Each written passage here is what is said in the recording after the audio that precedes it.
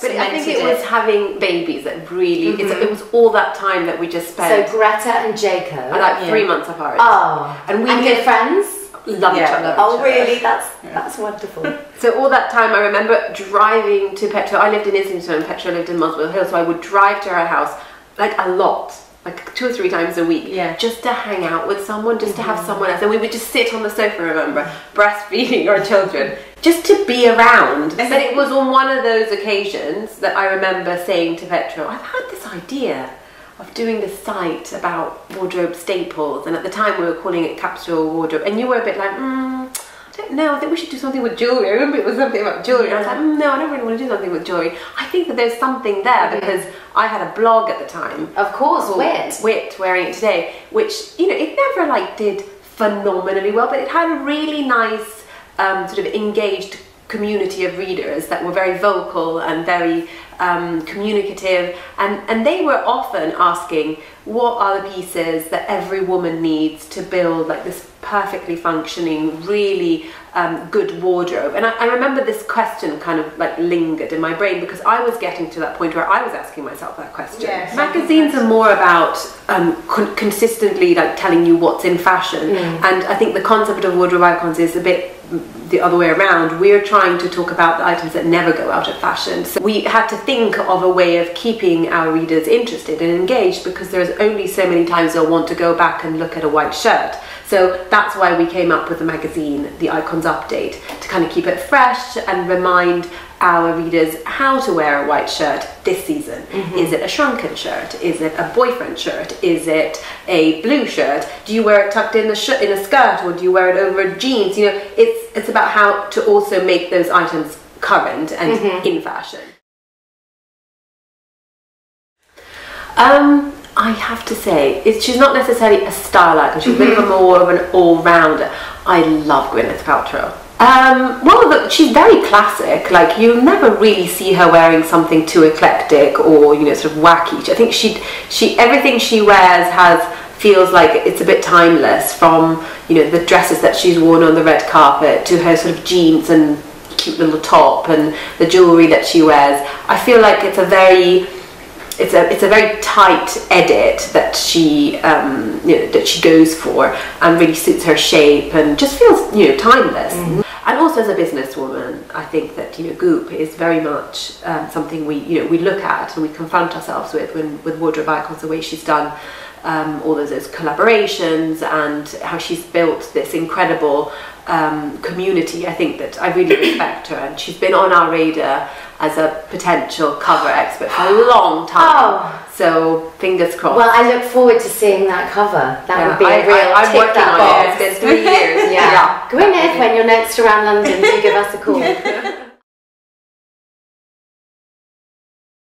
Mine hasn't changed massively because I've always been quite practical. Like, I wasn't really a big heel wearer. I wasn't really into anything too structured or tailored. I would say that my hemlines have come down since I've had children. I used to wear quite like short skirts, but obviously that's not, A, my legs aren't what they used to be, and B, when you're bending down every 5, it's impossible. But other than that, I think my dress sense has stayed quite similar. I think it's the everyday mom on duty weekend look that has changed, as opposed to what I would wear for work. That obviously hasn't changed. I still love my heels and pretty dresses and jewellery, but it's more when I'm with the girls that I've had to come up with a bit of a uniform of 3 or 4 sort of foolproof outfits that look stylish and look presentable and in fashion, but are really practical. I remember actually when I first had Greta, trying to get out of the house for the first time with her when she was maybe like a week old, and thinking, this coat is not going to work, it doesn't have pockets. These shoes are not going to work, they have a million straps in them. So I remember going to Zara at the time to buy a parka, a pair of biker boots, and some shirts. And I'd just bought stuff that was practical and nice, but that would make you know, that would make my look as stylish as possible with it being, you know, practical around sort of children. Don't even get me started on travelling, like as in trains, airplane. Every trip I feel like I'm perfecting the art. Yeah. The first time I did it, I just thought, what was I thinking? Because you don't have wardrobe icons to refer to. Whereas we have the luxury of being like, now I bet those two have put together a really neat travelling in style guide. You didn't have it for yourself. No. What, if you could pick one piece of style advice, because I'm sure you're asked this all the time where people are just wanting you to help them, what do you think it would be? For me, it's about choosing clothes that fit you no matter what the size is. You know, so thinking about fit rather than sizing. When you're going shopping, if you're a 12, get a 14 and a 10, try it on, see what works, and don't be hung up on that little, you know, that number. Just, you know, really buy what fits and what looks good on. Mine would be that, you know, if you're going to buy something, think about how many times I'm going to wear it. Not, you know, and it could be something like, for example, an evening dress, or, you know, something that it doesn't necessarily have to be an everyday thing, but think, does this piece have longevity in it? Do I love it? And therefore, do I see myself wearing it at least 30 times? And that, then it doesn't matter if something's really trendy, if something is, you know, a piece that you're not, you know, is maybe a little bit more out there, it's not necessarily considered a classic, it's fine as long as you can see yourself wearing it at least 30 times. That make her happy, and that's what fashion does for me. It makes me happy. I love it. You know, I just love the change on a seasonal basis. I love treasuring things. I love anticipating what I'm going to buy. I love the creativity that comes from going to a fashion show, the creativity of designers that they're continuously proposing to us. I love that feeling that I get inside when I see a pair of shoes and think, oh, I've got to have them. It gives you joy. Yeah, it does. Is it the same with you, Petro? It does if it was on sale. Sale junkie. Yeah, like Vista Village is literally my idea of heaven. Yeah. Because everything's on sale. I couldn't be more. I don't even shop in sales. I know, it drives me mad. Petra does it for me. She'll send me, like, often, like at midnight, I'll get a message saying, you would look amazing this, you have to have it. And often I'll be like, oh yeah, get it for me in Europe, you know, save on the postage, buy it for me. I can't do sales, it's just like, oh, it's not very good with a bargain. What would your advice be to people starting a business, starting a brand? What have you learned from wardrobe icons? Well, I think There's so many things. Well, there's so many things. Yeah. I think the first thing that Lara and I always say that we really, it was some advice that we got when we first started, which was, you know, we had big ideas, grand ideas, you know, really big things, and we sat down with someone and they said, look, it's great to have big ideas, you know, keep them in your pocket, but first see if you've got a pulse, see if you've got a vein, tap it, and then grow. So there's no point in building this massive business around an idea that doesn't really work. You first have to see if your idea works. And actually I think that's really great advice for someone starting something out. See if people are interested and if it's got promise. Yes. Like I think that wardrobe icons is a bit of a slow burner where we're constantly improving, we're constantly trying to understand what is it that we could do better.